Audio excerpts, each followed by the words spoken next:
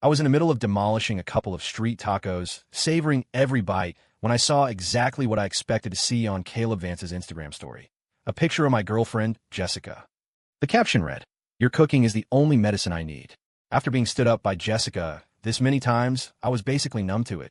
If anything, I was thinking I should just break up with her and let them get on with it. I took a bite of carne asada and watched her name flash across my phone screen, annoyed that it was slowing down my taco consumption. I was about to ignore it when my thumb accidentally swiped the screen and answered the call. Nothing to do but deal with it. "What's up?" I asked. Jessica's voice was completely normal, not a hint of anything wrong. "Hey, something came up at work. Sorry I can't make it tonight. I'll make it up to you." I chewed through the last of the beef and picked up my order of elote. "Oh yeah, no problem, it's fine." Her voice turned quizzical. "Where are you?" I glanced around at the noisy, crowded food truck park. The Perch, our original destination, was definitely not this loud. "Oh, I was craving tacos, so..." "Yeah, this grilled corn was so much better." "Why are you so impulsive?" she said, her tone shifting to annoyance. "I had a friend pull strings to get that reservation. Wasting a favor like that makes me look bad." "Well, just tell your friend the real reason you couldn't make it. I'm sure she'll understand." "What real reason? What are you implying now?" I sighed. "Is Caleb feeling any better?" Her voice dropped, laced with guilt. "How did you know?" "No, that's not it. Let me explain." "Don't bother, I get it," I said, cutting her off. "My tacos are getting cold. Talk later." I hung up. "Hey man, your loaded fries," the guy at the counter yelled. "Awesome, thanks." "Ah, garlic fries. My absolute favorite." As for why Jessica really bailed, it didn't take a genius. On the way to the Perch, I'd seen Caleb's Instagram post. "It's dinner time, but I feel awful. No appetite, don't want to eat anything." I told the Uber driver to turn around and head for the food truck park on 2&D Street. It was practically a reflex at this point. Ever since Jessica got to know Caleb, he'd always come first. He was a new hire at her company, a recent grad brimming with youthful energy. Her opinion of him had morphed from "he's so clueless I'm thinking of firing him" to "he's actually a hard worker, and he's had it rough." I knew right then she was catching feelings. Then, somewhere along the line, she became his personal problem solver. Any little trouble in Caleb's life, and Jessica was there, first on the scene. I just watched it happen, feeling helpless and frustrated. It's not like we didn't fight about it, but her excuses were always so dismissive. "He's fresh out of college and doesn't know anyone here. I'm just looking out for an employee. Anniversaries aren't that big of a deal. If it really matters to you, we can celebrate later. But his stomach is killing him, so I want to take care of him. You've had food poisoning, you know how miserable that is, right? You just sprained your ankle, Leo." He had a fever of 103. "You can see which one is more serious, can't you?" So I became immune. Numb. Getting stood up for dinner was small potatoes compared to everything else. The next morning, I was surprised to see Jessica in the living room. Usually, after a night like that, she'd just go straight to work from Caleb's apartment. She saw me and acted casual. "Got back too late last night, so I just crashed in the guest room." I just grunted in response. She paused, then added, "You're up a little late. Guess you don't have time to make breakfast?" "I'll grab something on the way," I said flatly. She forced a smile. "That's a shame. I kind of miss the simple omelets and toast you used to make." My hand was on the bathroom doorknob. "What's there to miss? You already had your breakfast, didn't you?" I shut the door behind me. I used to get up early every morning to cook for her. But ever since Caleb entered our lives, she'd gradually stopped eating breakfast at home. After changing, I was about to head out when I saw her standing there, her expression a mix of emotions. "I've been really busy lately, so I haven't been able to eat breakfast at home. I'll try to from now on." I let out a short laugh. "Don't bother. I'd rather get the extra sleep." That extra half hour this morning had made me feel like a new person. She stared at me, looking like she wanted to say something else. As I reached the front door, she rushed forward and grabbed my hand. I looked down at her grip. She bit her lip. I didn't see Caleb's post until later. He doesn't have a mean bone in his body. Nothing happened between us. Don't get the wrong idea. Even knowing he'd posted that, she was still defending him. In the past, whenever I expressed the slightest dissatisfaction with Caleb's behavior, she'd frown and call me insecure or petty. If I pushed it, she'd get angry, accusing me of having a dirty mind and insisting they're just friends, nothing more. I just smiled. I was used to her bias toward Caleb. Seeing my lack of reaction, she continued, "I know you're upset that I bailed on you yesterday, but Caleb got sick all of a sudden. You know he's all alone here, no family or friends." I pulled my hand free. "I know," I said calmly. "I get it. Can I go now? I'm going to be late for work." She pressed her hand against the door, blocking my exit. Her voice was frayed with irritation. "I told you, nothing is going on between us. Why are you still acting like this?" And I told you I believe you. So why are you still blocking the door? I'm seriously going to be late. I'm leaving. I didn't wait for her response and walked out. When I got home that evening, I went straight to the bedroom to grab some clothes for a shower. As I passed the home office, I heard Jessica's voice from inside. Just send it to me. I'll do it for you. No, it's fine. It's just a little bit of work. I can knock it out real quick. Haha. Okay, you owe me a nice dinner then. I knew she was helping Caleb with his work again. I remembered one time I'd asked her to help me proofread a stack of student essays. She put it off for 2 days. When I finally asked about it, she snapped, "It's the weekend. Can't I just relax and have some fun? Do your own work. Helping you is a favor, not an obligation." I ended up staying up all night to finish them myself. But ever since Caleb joined her company, unable to handle half his responsibilities, she had no problem stooping to do his work for him. When I confronted her about it, she said, "He's new to the professional world. It's normal that he doesn't know a lot of things." Weren't you the same when you first started teaching? Remembering the essays, I started a huge fight with her. She ended it by saying coldly, "At least when I help Caleb, it benefits my company. What do I get out of helping you?" We didn't speak for a long time after that, but I was still an idiot, so I forgave her after a half-hearted apology.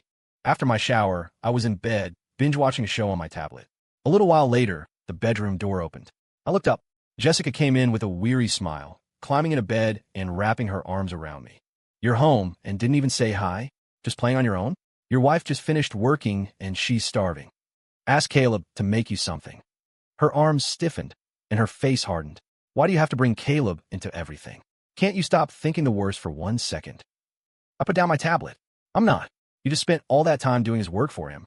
It's only fair he cooks you a meal to return the favor, right?" She froze. "You heard that?" Then her brow furrowed. "I told you, Caleb is new to this. It's perfectly normal for me to help him out. Besides, it's for the company. When the work gets done, the company grows. You have a stake in this company too, you know? In other words, when the company makes money, I can provide a better life for both of us. Why can't you understand that?" So she did remember that I'd invested my parents' inheritance into her company. Funny, because when I demanded she fire Caleb, her response had been, "Who's the boss here, me or you?" I kept my voice even. "I guess I don't understand. All I know is that if a teacher at my school was still a total mess after 6 months on the job, he'd have been fired long ago." Jessica sighed deeply. Fine. I'll push him to get up to speed with his work. I'll try not to help him anymore. And if you have student work you need help with in the future, you can give it to me. I'll take care of it. Is that good enough for you?" She switched to a pleading tone, trying to placate me. It seemed she remembered our earlier fight. "Anyway, I'm hungry now. Honey, can you make me a late-night snack? We haven't eaten together in so long." "No thanks. You were right before. People should do their own work. Besides, I already ate on my way home. Just order some Postmates." Her face instantly turned cold. She was silent for a couple of seconds before getting up, turning, and slamming the door on her way out. After that day, Jessica and I entered another Cold War. But unlike previous times, when I'd be a nervous wreck, unable to focus on anything, these past few days on my own had been blissful. And I sure as hell wasn't going to crawl back to her the next day, begging for forgiveness like I used to. A week later, however, around 9 at night, her best friend Sarah called me. The message was brief. "Leo, get down to that bar near the office." Jessica's. I hung up before she could finish. Her little clique of friends and employees never liked me.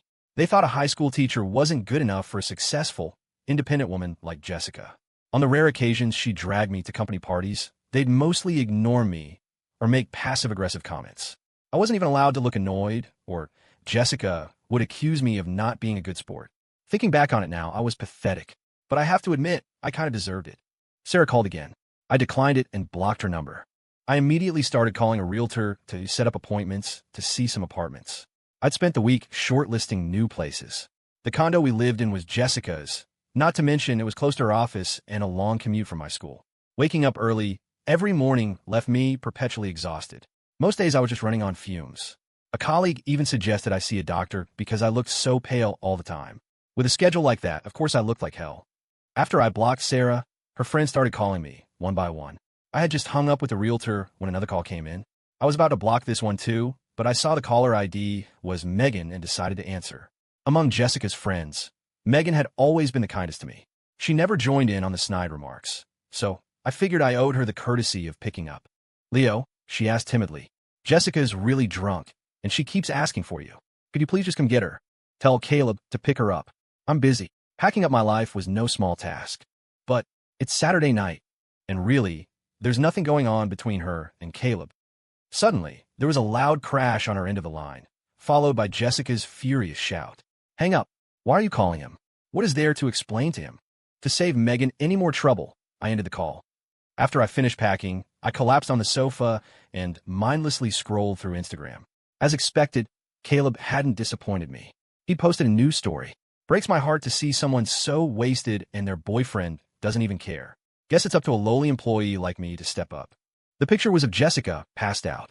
I felt nothing. I put my phone down, then had a sudden urge to go back and like it, but I was too tired from packing.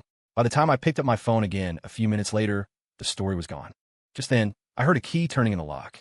The door swung open, and there stood Jessica, who was supposed to be dead drunk, her face a mask of cold fury. Leo Martinez. Well done.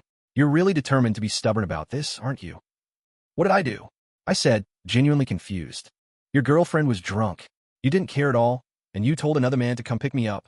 We used to fight, and you'd be apologizing by the next morning. It's been a week, and you haven't sent a single text. Her eyes were red as she stared at me, a flicker of panic in them. That's because after some self-reflection, I realized I need to give you your space, I said calmly. And telling Caleb to get you was also part of my self-improvement. I'm trusting that you two are just friends. Isn't that a good thing?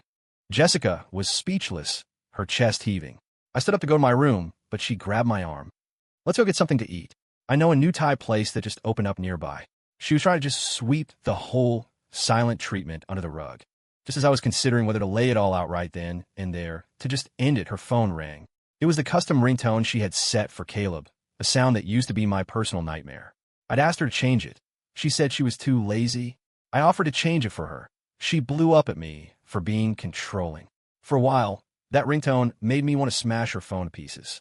Jessica reached out and silenced the call. This was a surprise. Normally, a call from Caleb trumped everything, no matter how important. But Caleb was persistent. The moment she declined it, he called right back. I smiled. You should get that. Jessica pressed her lips together. No, I'm taking you to dinner. Are you going to block his number? She stood there, frozen. Because if he keeps calling, we're not going to get to eat anything, are we? She hesitated for a moment, then answered the phone. After listening for only a few seconds, her expression turned to panic. She hung up and said to me frantically, Caleb has food poisoning. I cut her off. Go. Jessica looked at me, her eyes searching mine. I'll be back soon. You have to wait for me. Then, without another moment of hesitation, she turned and left. Of course, I didn't wait for her. I had a wonderful, deep sleep and woke up the next morning to make myself a leisurely breakfast. After eating, I went to look at the apartment I'd scheduled. I felt a pang of regret. If I had finalized this a few days earlier, I could have moved out today. Before heading to the viewing, I noticed I had a dozen missed calls and dozens of unread messages. I must have accidentally silenced my phone. Thankfully, no important work messages were missed. Some were from Jessica, explaining that Caleb's condition was really serious, which was why she'd stayed with him all night, but that nothing had happened. Nothing happened between us. You have to believe me. Can you please just text me back? Beyond that, there were, shockingly, dozens of messages from Caleb. I jumped when I saw the number, but when I opened the chat, it was just the same few messages sent over and over again. They were sent using Instagram's vanish mode. Hey man, just help me all night. She's really good at it. And you were home alone again, weren't you? Seriously, what's the point of clinging to a woman who doesn't love you? Don't wait up for her. She definitely won't be back this morning. He was afraid I'd miss them, so he kept resending. I replied wearily, got it. Stop spamming. You'll wear yourself out. He went quiet for a moment, then suddenly sent a few normal messages. Whoops, wrong chat. Those weren't for you, Leo. Just joking around with a friend. I'm so sorry. I know I shouldn't bother the boss. It will never happen again. Leo just really loves you. Please don't fight because of me. He sent about a dozen variations of that, then stopped. Jessica, however, sent another message, saying Caleb was still weak and she needed to look after him a little longer. I'll definitely be back this afternoon. I blocked her number. Despite the unpleasant start to my day, the apartment viewing went perfectly. We signed a lease on the spot, and the landlord gave me the keys. It turned out she also owned a moving company. When she heard I was moving, she made a call, summoned a truck, and gave me a discount. I grabbed the boxes I'd already packed and left the place I'd lived in for years without a single look back. I had just finished cleaning and organizing the new apartment when my phone buzzed with messages from an unknown number. Leo, you moved out. I told you to wait for me to get back. Please, just calm down and listen to me. I'll keep my distance from Caleb from now on, I swear. I'll transfer him to another department. He won't be my assistant anymore. Please, just give me one more chance. I'm begging you. I read a few before blocking that number, too. But on Monday, as I was leaving work, I saw Jessica waiting for me at the school gate. The good mood I'd managed to maintain for 2 whole days vanished instantly. She had dark circles under her eyes and looked completely exhausted. The moment she saw me, she rushed over and grabbed my hand. I know I was wrong, Leo. Caleb was on a 4-drip all night, and he was still so weak this morning, so I just stayed to observe him a bit longer. I swear nothing happened between us. I already told him, after his sick leave is over, he's moving to another department. He's not going to be my assistant anymore. So can you give me another chance? She pleaded, looking at me with miserable eyes. Not wanting to cause a scene, I led her to a quieter corner of the schoolyard. I looked at her and asked calmly, while you were taking care of him, did you happen to notice if he was on his phone? Jessica paused and said, oh, that? I asked him to explain things to you. He said you only sent that one reply and figured you were mad. Leo, he might have overstepped a little, but he honestly doesn't have a mean bone in his body.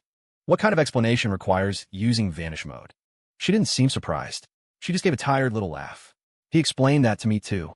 He said he was just messing around with the feature with a friend and sent them to you by mistake. You know how scatterbrained young guys can be. The messages were gone, without a trace. I hadn't thought to screenshot them. I had no proof to show her. Jessica looked at me pitifully. So Leo, honey, can you please just give me one more chance? I swear on my life, I have absolutely no other feelings for Caleb. I stared at her. Do you know what was in those disappearing messages he sent? I recited the contents of Caleb's messages to her, word for word. Jessica's face went from disbelief to a pained look of resignation. Leo, I know you don't like him, and I meant what I said about keeping my distance from him. So, she hesitated, then lowered her voice. So please stop saying things like that. She didn't believe me. She thought I was making it up out of jealousy to slander Caleb. I took 2 steps back, a profound calm settling over me. Maybe, deep down, I still held on to some shred of affection for her. But with those words, that last shred vanished completely. Jessica, there's something I've been meaning to say for a while now. I'm saying it now. She froze, a sudden panic flooding her eyes. Don't say it. Your company is well established now, so I assume it won't be a problem if I pull my investment. The panic in her eyes intensified. Why are you suddenly talking about pulling your investment? You said your money would always be with me, honey. I won't ask for more than my fair share, but I hope you can offer a reasonable price. And also, honey, don't say it. I'll buy you. We're breaking up. After that, Jessica started showing up at my school every day. Every time, I acted like she wasn't there. She tried to follow me home to my new place, but I told her I'd call the cops, and she would stop at the subway entrance, watching me go. But my new address wasn't exactly a state secret. It didn't take long for her to find it. Seeing her standing outside my apartment building when I got home from work was a genuine shock. Her eyes were bloodshot, her hair was a mess, and she looked even worse than she had at the school gate. Leo, I don't want to break up, she cried, rushing forward and hugging me tightly. We used to be so in love. How do we end up like this? Her voice was thick with tears, but I felt nothing. In fact, I almost wanted to laugh. Can we please get back together? Please move back in, she sobbed into my shoulder. The house feels so empty without you. I can't eat, I can't sleep. I've realized I really can't live without you. I pushed her away. I'm not moving back, I said coldly. This place is close to school, and the commute is easy. I can drive you, she said desperately. I'll drive you to work every single day, rain or shine. I shook my head. You said the same thing when I first moved into your place. But eventually, she started complaining that driving me to school was out of her way and cut into her sleep. After a while, I just stopped asking. She looked lost. I'm sorry. The company was going through a rough patch back then, and I wasn't in a good headspace. I promise from now on, I'll drive you every single day. I sighed. Let's just drop it, Jessica. What's the point? Besides, don't you have Caleb to drive around now? I'll tell him he can take the subway from now on. The L train just opened a new stop near his place. My teaching load is really heavy right now. We can talk about this some other time. I was exhausted and didn't want to argue anymore. But Jessica didn't give up. She actually rented the apartment next to mine and started getting up early every day to make me breakfast. In the evenings, this woman who supposedly lived for her work would somehow manage to be home before me, with dinner cooked, asking me to come over and eat. I mostly ignored her. She didn't seem to mind. On the rare occasion I was running late for work or too lazy to cook after, I'd take her up on the offer. She'd light up like it was Christmas morning. One night, while we were eating, she kept looking at me, hesitating. I tried to ignore it, but it was killing my appetite. Finally, I asked her what was on her mind. She immediately put down her fork and looked at me seriously. I've been thinking, and I know I've been really unfair to you. I admit I was under a lot of pressure with the company, and I think I was looking for an escape. And while I know for a fact I never had romantic feelings for Caleb, I was emotionally checked out of our relationship. I'm so sorry, honey. I'm going to talk to Caleb. I'll give him a generous severance package and ask for his resignation. From now on, you will always be my priority. I will never put anyone else before you again. So, she looked at me, her eyes full of hope. Can we not break up? Her gaze was filled with a deep, loving sincerity, but my appetite vanished completely. If I had heard these words back when I still had the energy to fight with her, I probably would have burst into tears of joy. I put down my fork. Before I could speak, a phone started ringing. It wasn't my ringtone. Was that Jessica's? I glanced at her phone on the table. The name Caleb Vance was flashing on the screen. It was Caleb Vance, not Caleb Redhart. And a ringtone. I already deleted the custom ringtone I set for him, Jessica said quickly, ignoring the call and staring at me anxiously. Honey, believe me, I'm really changing. I didn't say anything. I just asked, aren't you going to answer that? She shook her head frantically and declined the call. I meant what I said. You will always come first from now on. Then answer it, I said, my voice flat. Answer the phone, and then we can talk about what comes next. She stared at me, stunned. Then, setting her jaw, she said, okay, I'll make things clear with him right now. Jessica didn't get to make things clear with Caleb because he was on the phone, sobbing and threatening to kill himself. She stammered to me that a life was on the line, but promised she would make things clear with him and begged me to wait for her. I didn't try to stop her. I also didn't suggest that calling 911 might be a more effective solution. She gave me one last worried look, then ran out the door without looking back. I went back to my own apartment. A few minutes later, I got a message from Caleb. She still came running to me, old man. You must be pissed. Hope you choke on it. Caleb had been quiet for days. I knew he wouldn't stay that way. He was clearly saving up for something big. What he didn't know was that I'd kept his number unblocked precisely for this reason. Before I went to bed, a few more messages came through. She slept with me. Why aren't you saying anything? Are you punching a wall right now? Dude, I didn't want to send this right before bed, didn't want to ruin your sleep, but I just couldn't help myself. I know you're reading this. Why no reply? Did you actually have a rage aneurysm? LOL. You look so pathetic refusing to admit defeat. Just let her go. It's better for everyone. The last message included a photo of the two of them in bed, naked. By the way, she's a real wildcat in bed, but it's been a while since you've experienced that. I just shrugged at my phone. When Jessica rushed back, she caught me on my way out to take out the trash. I'm sorry, honey. I broke my promise again, but I've made it clear to him. He's resigning on Monday. He will never appear in our lives again. If you're still angry, I can move out until you've cooled down. Just don't leave, please. I was surprised by that last part. Then I realized she must have seen the packed suitcase I had sitting in my living room. I looked at her and smiled. He'll never appear in our lives again. Is that what Caleb promised you? No, I told him, she said quickly. I told him not to bother us ever again. Jessica, you were gone all night. You've changed your clothes. Looks like you even showered and washed your hair. Her eyes darted away. It took a lot of energy to talk him down. I got a little sweaty, and I didn't want to smell, so I just showered before I came back. I sighed. Jessica, I really did love you once. She got emotional. Me too, honey. I still love you so much. If that's true, then I hope you can respect the love we once had. I calmly sent her file from my phone. She opened it, confused. Her eyes saw the screen, and she froze, as if she'd been turned to stone. It was a screen recording of the messages and photos he had sent me last night. Jessica's expression was one of dead, hopeless despair. She slowly sank to the floor, covering her face with one hand, her shoulders shaking with choked sobs. He said he just wanted one last memory. He promised that if I just did this one thing for him, he'd disappear from our lives forever. Leo, you're never going to forgive me, are you? I didn't answer her question directly. Think about my investment. Let me know what you decide. In the end, Jessica bought out my shares in the company for a very generous price. Caleb wasn't there the day we signed the papers. Jessica must have forbidden him from showing up. I'm so sorry, Leo, she said. She looked exhausted, worn down to the bone. That apartment complex you're in now is in a great location. Don't move again. I'll be the one to leave. I had no intention of moving. The suitcase she saw was because I'd resigned from my teaching position and was planning to do some traveling. And she was right, the location was great. It was a convenient place to live, even if I wasn't working. Before we parted ways, she hugged me tightly one last time. I'm sorry. My shoulder grew damp, but all I felt was a deep, weary annoyance. The day I left, I was waiting at my gate at O'Hare when I got another message from Caleb. Jess and I got our marriage license. It's a shame you can't be at the wedding, old man. But I guess you'll be on your little trip to mend your broken heart. Oh well. Jess even said she's going to make me CEO. Don't be too sad. I'm sure you'll find someone who's right for you someday. Like some twice-divorced 60-year-old grandma. It was clear he was still pissed that Jessica had paid me so much for my shares. He was trying his hardest to get under my skin. I glanced at another notification on my phone. It was an alert from my bank. A deposit of over $1. $5 million had cleared. The sender was Jessica. I did a quick mental calculation. That had to have been most of her liquid assets. Well, it looked like Caleb was going to have to fend for himself.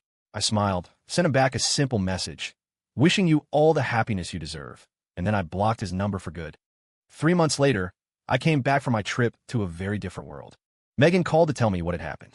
After Jessica signed over the company to Caleb, she gave all her old friends, including Megan, a huge payout and told them to quit. Then she let Caleb run wild, hiring his own people and making a mess of things. Meanwhile, Jessica was taking out massive loans in the company's name to fund new, high-risk ventures. By the time Caleb finally realized what was happening, the company, now legally his, was buried under a mountain of debt he could never repay in 10 lifetimes. He lost it. He demanded Jessica pay off the debts, screaming that it was marital debt. Jessica just laughed coldly and informed him that she'd used a fake ID when they went to the courthouse. Their marriage certificate was invalid.